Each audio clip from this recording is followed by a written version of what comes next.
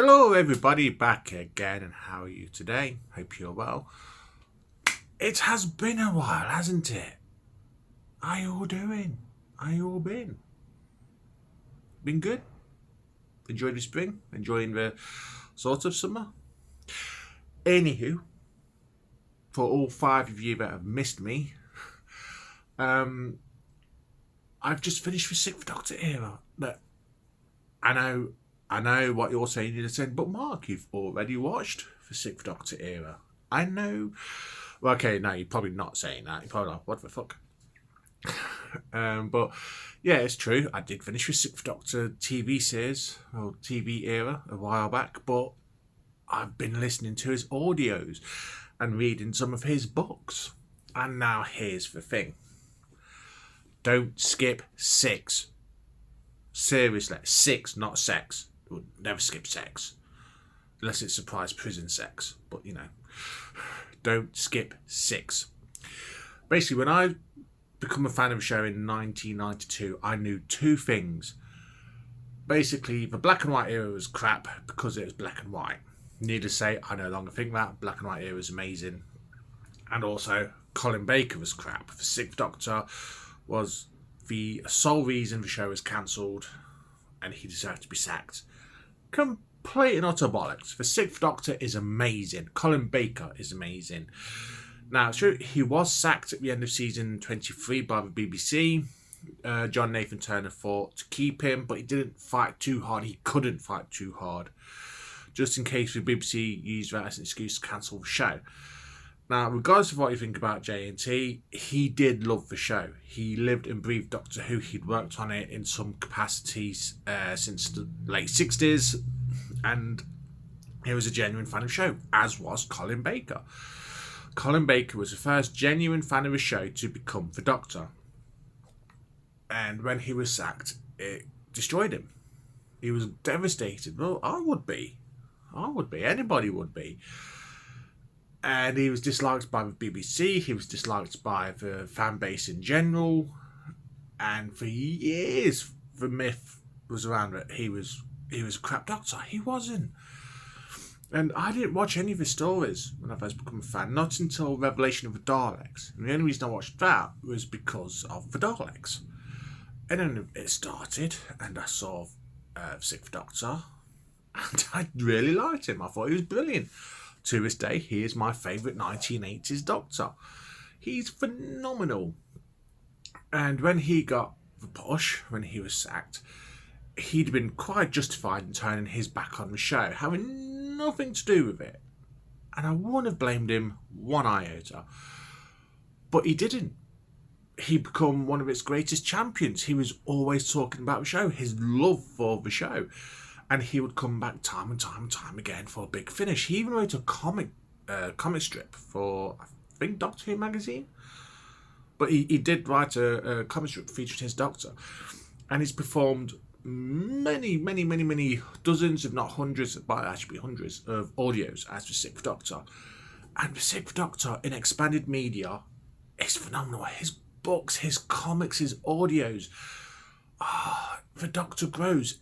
If you liked him on TV, awesome. You should love him in expanded media. If you never were a fan of the Sixth Doctor, that's fine. You don't have to be.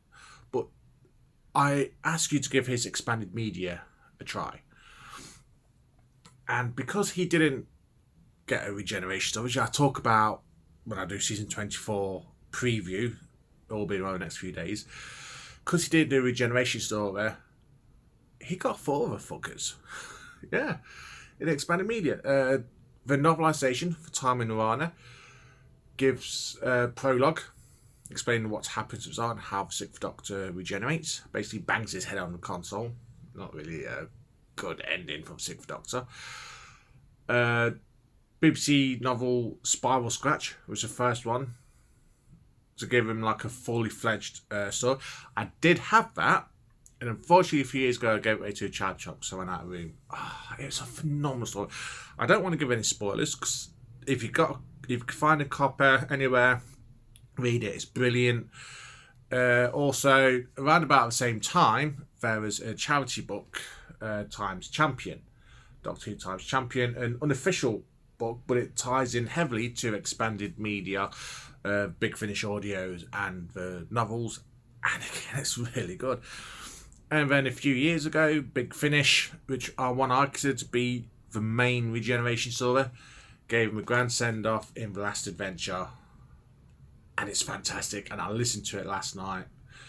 It's one of my favourite audios. I've listened to it a few times, and Colin Baker gives it his all. His regeneration scene is heartbreaking, but it's triumphant. His Doctor's fantastic. I love his Doctor. I implore you, please give his Doctor a chance. People say don't skip 9 or whatever. Fuck that. If you want to skip any of them, that's fine. But hypocritically, don't skip 6. He had such a rough ride by the BBC and the fan base. And to this day, he regularly turns up at the bottom of people's favourite Doctor lists. And I don't know why. Seriously, I think most of the time it's because, like me, people believe he's the worst Doctor just because they actually accepted lore from a fan base. And it's not. It's total bollocks. He's fantastic. He loves the show. He still does audio to this day. He does conventions every bloody weekend. Fucking hell, sometimes I'm sure he does like 2 or 3 in one weekend. But he's such a huge champion of the show. He really is. And I love him for that. I was at a convention a few years ago in Leicester, and he was in it. And the fan asked him, probably a question that's been asked of him thousands of times, what his favourite Doctor Who moment was. And he's probably given the same response every time, or he probably changed it every time just for a better variety.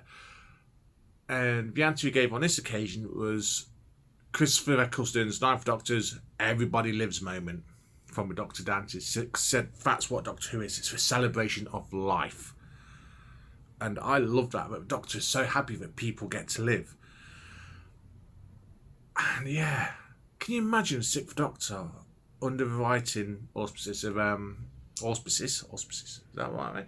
Of Andrew Cartmel, the people he brought in, he'd be phenomenal. Such a shame. So Colin Baker never stood a chance. You could have had Laurence Olivier as the Doctor, and he still gets sacked by the BBC. Yeah, Colin Baker is awesome. And if you do get a chance, I mean, a lot of his audios are on Spotify Premium for free. Give him a chance. He was the first Doctor to have a companion specially written for comics. No, not comics, no, because that was actually the first Doctor.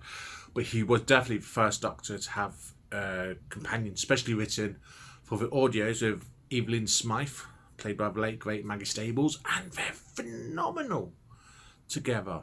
I love their stories together. And he's fantastic. The audios are fantastic. But yeah, don't skip 6. Yeah, and that's it for today. That's my tirade, rant, begging bowl. People, please do not skip 6. Give 6 a chance. And yeah, my next video in a few days, all being well, will be for the season 24 preview with the appearance of the 7th Doctor, the awesome Sylvester McCoy. Bye.